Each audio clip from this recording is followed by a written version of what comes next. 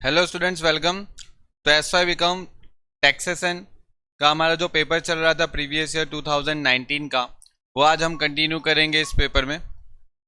Okay, चलिए तो question complete करते हैं। पहले तो ये कैपिटल गेन का जो क्वेश्चन है वो, अब देखो आपको क्या दे रखा है। Find out the taxable capital gain from the following information of Ajay for the assessment year 2020-21। अब देखो आपको इस साल जो क्वेश्चन पूछेगा वो 2021 से पूछेंगे। ठीक है, तो ये क्वेश्चन को मैंने उसके हिसाब से मॉडिफाई किया है। अब देखो आपको कुछ ना कुछ एसेट बेचने के लिए बोलेंगे कि भाई ये एसेट बेचिए, ज्वेलरी बेचिए, शेयर बेच दिया। ठीक है, लिस्टेड शेयर बेचे, लिस्टेड डिबेंचर बेच दिए, पर्सनल कंप्यूटर बेच दिया, रेसिडेंशियल हाउस है और म्यूचुअल फंड। अब ये सभी एसेट उसने सेल कर दिए। अब देखो यहाँ पर क्वेश्चन में फर्स्ट एडजस्टमेंट में एडिशनल इंफॉर्मेशन में क्या लिखा है, all the above assets sold. Okay, कौन सी डेट पे सोल्ड किया, कौन सी डेट पे सभी एसेट को बेच दिया, 31/12/2019। यानी आपने ये जो एसेट बेची होगी वो प्रीवियस ईयर 2019-20 में बेचा होगा। ठीक है, प्रीवियस ईयर 2019-20 में। एक आपको बोल दिया है कि 1/4/2001 के दिन एक फेयर मार्केट वैल्यू जो है ज्वेलरी की वो 8 लाख, और फिर आपको इंडेक्स नंबर दे देंगे। ये इंडेक्स नंबर का बहुत बड़ा रोल है। ठीक है, हर क्वेश्चन में आपको दे के रखेंगे कैपिटल गेन के।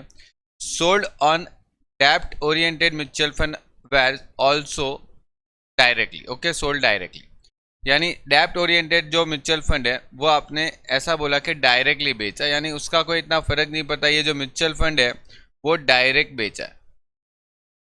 ठीक है, डायरेक्टली हमने सोल्ड किया। ओके, बस इतना बोला। अब देखो इस क्वेश्चन को कैसे कंप्लीट करते हैं। देखो सबसे पहले तो आपको कैपिटल गेन का इस तरीके से कैलकुलेशन करना है, जिसमें असेसमेंट ईयर और प्रीवियस ईयर आपको लिख देना। ओके, और फिर सबसे पहले जो एसेट आप बेचोगे वो यहाँ पर लिखते जाओ। जैसे कि क्या बेच रहे हैं, ज्वेलरी, तो यहाँ पर लिखेंगे sales consideration of jewellery, sales consideration.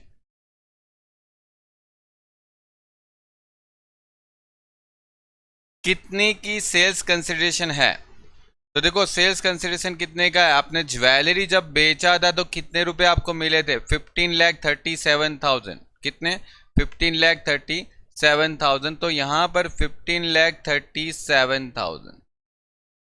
अब उसमें से माइनस करना एक्सपेंसेस ऑफ सेल्स। क्या आपने ज्वेलरी जब बेची थी तब कोई खर्चा किया था, कोई एक्सपेंस किया था, तो देखो नो, कोई एक्सपेंसेस नहीं है। यहाँ पर डैश है, ट्रांसफर एक्सपेंसेस में डैश है। यानी ज्वेलरी बेची, 15,37,000 मिल गए, बस उसके अलावा कुछ भी एक्सपेंस नहीं हुआ। ओके, अब देखो यहाँ पर ज्वेलरी बेचने पे गेन कितना हुआ वो निकालना है। तो ज्वेलरी खरीदी कब थी, 2006 में। और देखो 2006 की एसेट वो लोग अभी आज बेच रहे हैं, 2019-20 में बेच रहे हैं। ठीक है, आप देखो सभी एसेट उसने बोल दिया है कि पहले एडजस्टमेंट में 19-20 में बेचा है। ठीक है, तो 19-20 प्रीवियस ईयर में सारी एसेट बेच दी। तो वो ज्वेलरी जब उसने परचेस की थी तब कितने में की थी, 4,83,915 में। ओके, 4,83,915, मतलब यहां पर ये डैश कर लो, 15,37,000। ये जो आया उसको हम नेट कंसिडरेशन बोलेंगे।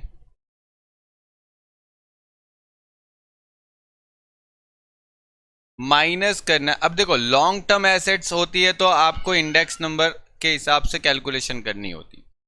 अब लॉन्ग टर्म एसेट कैसे पता चलती है, तो देखो 2006 में कोई एसेट खरीदी थी और 2019 में अगर आप बेच रहे हो तो ये तो 3 साल से ज़्यादा का टाइम हो गया। ठीक है, ज्वेलरी में हम 3 साल से ज़्यादा टाइम निकाल के अगर बेचते हैं, ठीक है, 3 ईयर आफ्टर बेचोगे, तो यहाँ पर आपको लॉन्ग टर्म कैपिटल गेन होता है। लॉन्ग टर्म कैपिटल गेन पे इंडेक्स नंबर अप्लाई करना है, फिर आपको गेन निकालना। तो कितने में खरीदा था ज्वेलरी को, 4,83,915। तो यहां पर आप इंडेक्स कॉस्ट निकालोगे, इंडेक्स कॉस्ट 4,83,915 इंटू, अब देखो इंडेक्स नंबर कैसा कैसे यूज करना है वो देख लो एक बार। इंडेक्स नंबर में आपको क्या करना है, जिस साल आपने बेचा ना एसेट्स को, उस साल का इंडेक्स नंबर मल्टीप्लाई होता है, ठीक है, और जिस साल आपने परचेस किया था उस साल का इंडेक्स नंबर डिवाइड होता है, ठीक है। तो देखो आपने कौन से साल बेचा था, तो आपका प्रीवियस ईयर था 9020, तो 9020 का इंडेक्स नंबर देखो क्वेश्चन में कितना दे रखा है, 289। तो आपको यहां पर 289 से मल्टीपल करना है क्वेश्चन में, 289, और डिवाइड किससे करना है, तो डिवाइड करना है तो कौन से साल में ज्वेलरी खरीदी थी, तो 2006 में, तो 2006 का कौन सा महीना है, देखो 1 जनवरी 2006 है, और 1 जनवरी 2006 किस में आता है, तो 1 जनवरी 2006 आता है 5/6 में, यानी 117। तो आप 117 से डिवाइड कर दोगे, ठीक है, 117, मतलब 483,195 इंटू 289 डिवाइड बाई 117, आपके पास यहाँ पर अमाउंट आ जाएगी 1,195,311, और फिर माइनस कर लो 15,37,000 माइनस 1,195,311, तो आपके पास यहाँ पर 3,41,689, यह आ जाएगा लॉन्ग टर्म कैपिटल गेन, और ये आप यहां पर लिख दो, ये आप यहां पर लिख दोगे आउटर साइड। ओके, तो देखो सभी एसेट की कैलकुलेशन इसी हिसाब से पहले आपको कंप्लीट करनी। ओके, अब देखो यहां पर सेकेंड वाला पॉइंट देख लो, आपने दूसरी एसेट कौन सी, तो देखो दूसरी एसेट जो बेची है वो उसने क्या बेच दिया, शेयर इन फर्म, और वो कौन से साल में खरीदा था, 2003 में। अब देखो लास्ट ईयर ये जो पेपर था उसमें यहाँ पर मिस्टेक थी, ठीक है, 2009 छप गया था इंग्लिश मीडियम के स्टूडेंट के लिए, तो ये रॉन्ग था, ठीक है, वो आप गुजराती मीडियम में जाके देख लेंगे तो कई बार ऐसी मिस्टेक हो जाती।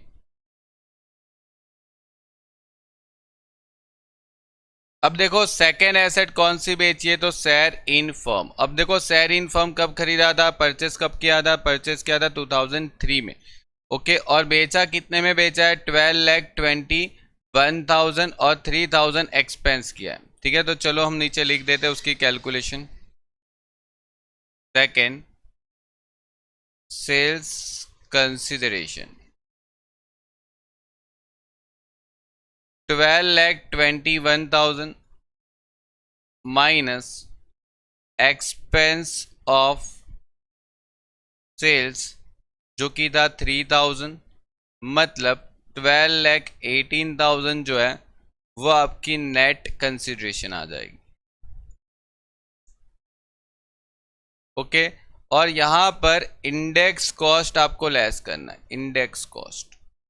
क्यों इंडेक्स कॉस्ट, देखो क्योंकि ये एसेट उसने बहुत पहले परचेस की थी 2003 में, और अब जाके 2019 में उसको बेच रहा है, तो काफ़ी साल हो गया, 3 साल से ज़्यादा हो गया। तो 2,50,000 में परचेस किया था, तो यहाँ पर 2,50,000 लिख दो, और 289 से तो मल्टीपल होगा ही होगा, ठीक है। देखो जो साल बेचा है ना वो तो 1920 अभी फिक्स हो गया आपका इस साल के लिए, तो आपका ऊपर जो इंडेक्स नंबर होगा 289 तो रहेगा। अब डिवाइड में जो साल परचेस किया, कौन से साल परचेस किया था, शेयर इन फर्म 2003 में, तो 2003 कौन सा है, फरवरी 2003 है, तो मतलब कि यहाँ पर 105 इंडेक्स नंबर कौन सा है, 2002-3 का इंडेक्स नंबर 105, 105, यानी कि इंडेक्स नंबर यहाँ पर अप्लाई करना है 105 को, 105। अब देखो अप्लाई करो, 2,50,000 इंटू 289 डिवाइड बाई 105 कितना आ रहा है, तो देखो 6,88,095, और यहाँ पर माइनस करो 12,18,000 माइनस 6,88,095, मतलब 5,29,905, ये जो है वो आपका लॉन्ग टर्म कैपिटल गेन आ जाएगा,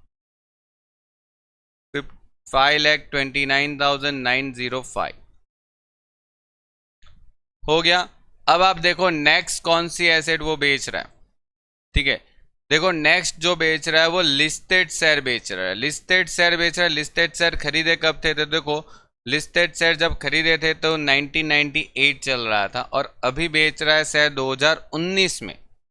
तो शेयर के लिए आप 12 मंथ देखते हो, ठीक है। लिस्टेड शेयर होते हैं तो आप 12 मंथ के बाद बेचोगे तो तुरंत वो लॉन्ग टर्म हो जाता।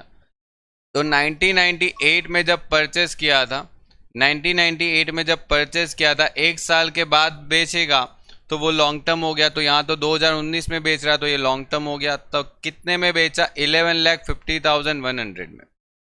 कितने में बेचा? 11,50,100 में। तो चलो इसकी कैलकुलेशन करते हैं। Third, sales consideration 11,50,100 minus expenses. क्या कोई एक्सपेंसेस कर रहा है? तो देखो कोई एक्सपेंसेस लगभग वो नहीं कर रहा है, ठीक है। क्वेश्चन में देखो कोई एक्सपेंसेस नहीं दे रखा। ये एक्सपेंसेस नहीं है, ये तो क्या है? इंडेक्स नंबर है। क्वेश्चन में इधर इंडेक्स नंबर दे रखा है, इंडेक्स नंबर है, ये एक्सपेंसेस नहीं है, ठीक है। अब देखो उसने वो खरीदा कितने में था? तो 90,000 में परचेस किया था लिस्टेड सेट। तो आप उस पर इंडेक्स कॉस्ट अप्लाई करोगे, minus index cost, minus index cost. कितना? 90,000 में परचेस किया था तो 289 डिवाइड बाय क्या आएगा बोलो? अब देखो उसने जो खरीदा था ना, उसने जो परचेस किया था ना, वो 2001 से पहले परचेस किया था। देखो 2001 से पहले परचेस किया था, मतलब कौन से साल में परचेस किया था? 1998 में परचेस किया था। अगर मानो कोई ऐसे 2001 से पहले परचेस किया हो तो आपको कौन सा इंडेक्स नंबर लेना है? 2001-2 का इंडेक्स नंबर लेना, ठीक है। वैसे तो देखो 2001-2 का इंडेक्स नंबर यहाँ पर नीचे दे के रखा है, कितना है? 100। तो यहाँ पर भी ये 100 दे के रखा है, ठीक है। दोनों एक ही बात है, जानबूझ के वहां पर भी दे के रखा और नीचे भी आपको अलग से दे के रखा है। तो आपको वही 100 यहाँ पर यूज कर लेना है। मतलब 90,000 इंटू 289 डिवाइड बाई 100, आंसर आएगा 2,60,100। आप माइनस कर दो 11,50,100 में से, तो 8,90,000। ये आपका लॉन्ग टर्म कैपिटल गेन बचेगा, और इसको आप आउटर साइड लिख दो। हो गया कंप्लीट। आगे बढ़ते। देखो दूसरा क्या बेच रहा है? Listed debenture. लिस्टेड डिबेंचर कौन से साल में खरीदा था? 2012 में। कितने में खरीदा था? तो 2,13,000 में खरीदा था। बेचा कितने में? तो बेच रहा है 3,90,000 में। तो देखो 3,90,000 में लिस्टेड डिबेंचर बेच देंगे हम, एक्सपेंस कुछ हुआ नहीं था, ठीक है। तो यहां पर लिख देंगे 4th नंबर पे सेल्स कंसिडरेशन, ओके। कितने में बेचा था? तो देखो बेच दिया था उसने 3,90,000 में। इधर कोई एक्सपेंसेस है नहीं, डैश, ओके। तो 3,90,000 और एक्सपेंसेस कुछ भी नहीं है, डैश। 3,90,000 एक्सपेंसेस है नहीं, डैश। और यहाँ पर 3,90,000 अपना क्या हो जाएगा? नेट कंसिडरेशन हो जाएगा, ओके। अब यहाँ पर आपको ये देखना है कि क्या इसकी कॉस्ट कितनी है, क्योंकि डिबेंचर खरीदा होगा तभी तो जाके बेचा होगा। तो डिबेंचर परचेस कितने में किया था कि बेचा इतने में, ठीक है। तो चलिए उसकी कॉस्ट पे बढ़ते हैं। तो देखो डिबेंचर की कॉस्ट कितनी है? डिबेंचर की कॉस्ट थी 2,13,000 जब आपने 2012 में खरीदा था। अब देखो एक बात सुनना, डिबेंचर पे इंडेक्स कॉस्ट नहीं होता। क्या नहीं होता? Index cost, no indexing. Debenture भले वो लॉन्ग टर्म भी होना तो भी इंडेक्सिंग नहीं होता, ठीक है। तो डिबेंचर पे आपको एक ही काम करना है, 2,13,000 है तो 2,13,000 सीधा सीधा माइनस कर दो, 2,13,000, ठीक है। 2,13,000 आप यहाँ से लेस कर दो, 2,13,000 यहाँ पे से लेस कर दो, इधर सिर्फ कॉस्ट लिखेंगे, कॉस्ट ऑफ परचेज। तो देखो 3,19,000 में से 2,13,000 लेस करोगे तो 1,77,000 आपका 1,77,000 आपका लॉन्ग टर्म कैपिटल गेन रह जाएगा। ठीक है, ये आपका प्रॉफिट हो गया लॉन्ग टर्म कैपिटल गेन का। अब आप देखो आगे और क्या एसेट्स में बेचा है। अब देखो पर्सनल कंप्यूटर बेचा। अब ध्यान से मेरी बात समझना, पर्सनल कंप्यूटर जो है ना वो कैपिटल एसेट ही नहीं है। कंप्यूटर कैपिटल एसेट नहीं है। आपके घर में जो पर्सनल कंप्यूटर है, आपका लैपटॉप है, आपके पास टीवी, फ्रिज, एसी, ठीक है, घर में जो फर्नीचर है, जो घर के अंदर पर्सनल चीज़ें जो है जैसे कि फर्नीचर, ठीक है, ये सब आपकी कैपिटल एसेट नहीं होती। ठीक है, ये सब आपकी कैपिटल एसेट नहीं होती। तो ये आपको कैपिटल गेन की जो डेफिनेशन है वहाँ पर से ही पता चल जाता है कि कैपिटल गेन की डेफिनेशन इसके लिए आनी चाहिए। तो यहाँ पर एग्जाम में आप नोट लिखोगे एक तरीके से, ठीक है, क्वेश्चन के एंड में क्या, तो personal computer is not capital assets. Okay, इसकी कैलकुलेशन होती नहीं है, आप ऐसा नोट लिख के छोड़ दोगे, बस ये कंप्लीट हो गया। इसके बाद आप देखो रेसिडेंशियल हाउस। अब देखो ये हाउस उसने नया परचेज किया, कौन से साल में, तो 2020 के साल में परचेज किया, 2020 के ईयर में परचेज किया। मतलब ये घर उसने बेचा ही नहीं। देखो आपको यहाँ पर सेल्स प्राइस दे रखी है, देखो नहीं बेचा, उसने सिर्फ पैसे घर में इन्वेस्ट किया है। देखो हाउस परचेज करने में 15 लाख रुपए इन्वेस्ट किया है। कौन से साल में, आपका जो प्रीवियस ईयर था ना 1920, उसमें। यानी देखो उसने क्या किया, jewellery, share in firm, listed share, listed debenture, ये सब बेच के एक घर खरीद लिया है उसने। और ये जो घर खरीदा है वो 15 लाख का। तो जब आपने घर के सिवा कोई और एसेट बेच के, यानी अदर देन हाउस बेच के, अगर आपने हाउस परचेज किया हो, क्या बोल रहा हूँ देखो मैं, अदर देन हाउस बेच के अगर आपने हाउस परचेज किया हो तो आपको यहाँ पर एक फ़ायदा मिलता है, सेक्शन 54F का एग्जेप्शन मिलता है, जिसके कारण आपका जो टैक्स है वो थोड़ा कम हो सकता है। आपका जो गेन आ रहा है उसमें टैक्स फ्री हो सकता है। ठीक है, तो देखो सबसे पहले आपको total long term capital gain निकालना है उसके लिए, और फिर यहाँ पर लिखना है सेक्शन 54F एग्जेम्पशन। 54F क्यों लगा रहा हूँ, क्योंकि आपने जो भी एसेट अभी तक बेची उसमें कहीं पर भी हाउस नहीं है और आप पैसे इन सबको बेच के हाउस में इन्वेस्ट कर रहे हो, इसीलिए 54F लगा के उसका एग्जेप्शन ले लेंगे। अब देखो 54F का एग्जेप्शन लेने के लिए आपको एक फॉर्मूला याद रखनी है। कौन सी फॉर्मूला है, तो देखो मैं यहाँ पर लिख रहा हूँ एग्जेप्शन ऑफ 54F। तो कैसे मिलता है, तो investment in house, investment in house into long term capital gain divide by net consideration. Okay, ये आपको फॉर्मूला यूज करनी। अब देखो यहाँ पर इन्वेस्टमेंट कितना था हाउस में, 15 लाख का। आपने ऊपर देखा 15 लाख का उसने घर खरीदा था।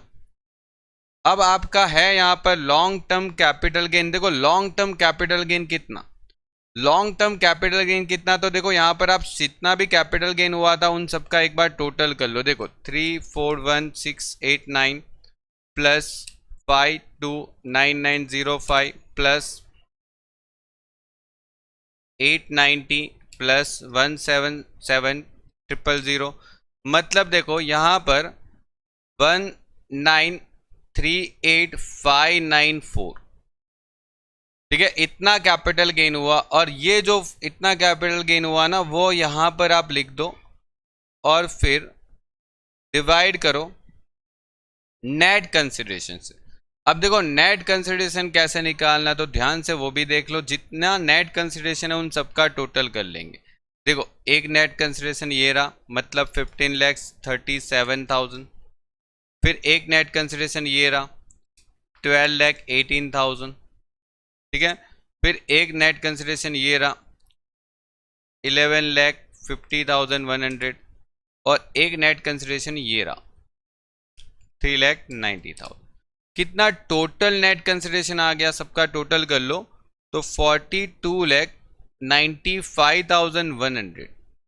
अब आप इसका सॉल्यूशन निकाल लो। अब देखो सबसे पहले डिवाइड करना 19,38,594 डिवाइड बाय 42,95,100 इनटू 15 lakhs आप करो तो आपको यहाँ पर टैक्स फ्री अमाउंट मिलेगी 677,025। ये जो अमाउंट है वो आपकी टैक्स फ्री कैपिटल गेन की आ गई। ये जो अमाउंट है आपकी टैक्स फ्री कैपिटल गेन की आ गई, ठीक है।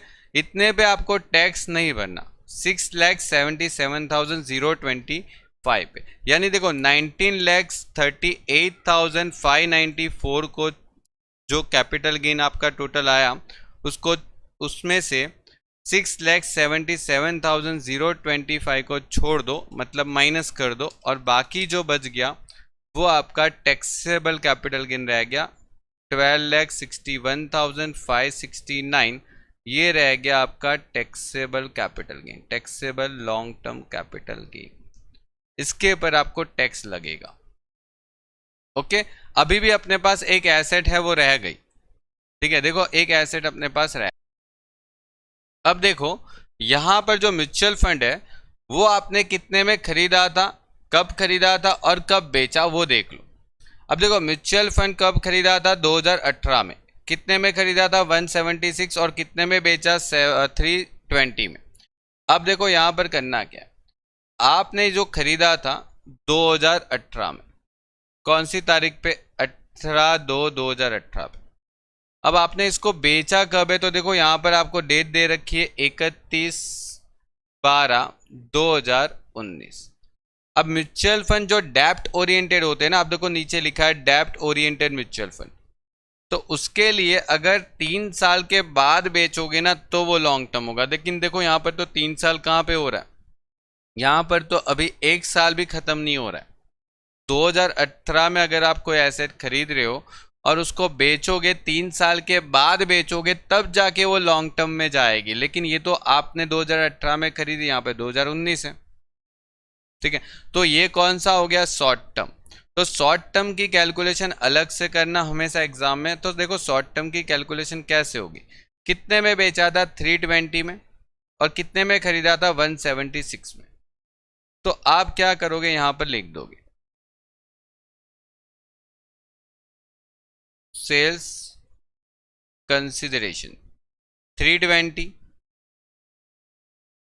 ओके, और कोई एक्सपेंसेस था, एक्सपेंसेस कुछ नहीं था, 320, ओके, कोई एक्सपेंसेस नहीं था। और आपने परचेस कितने में किया था, तो इसने परचेस किया था 176 में। तो यहां पे लिख देंगे परचेस कॉस्ट। तो 320 में बेच के उसने कितना कमाया, 1,44,000 का short term capital gain earn कर लिया। तो यहाँ पे लिखेंगे शॉर्ट टर्म कैपिटल गेन, और वो आप आउटर साइड लिख दोगे, और फिर आप यहाँ पर दोनों का टोटल कर सकते हो। तो आप लिख सकते हो टोटल कैपिटल गेन, टोटल आपने कितना कैपिटल गेन किया वो आप यहाँ पर लिख सकते हो, 14,05,569। ओके, तो ये कैपिटल गेन का सेक्शन 54F की एप्लीकेशन का क्वेश्चन था जो कि पिछले साल में आया था। ओके, चलो तो कंप्लीट करो इस क्वेश्चन को।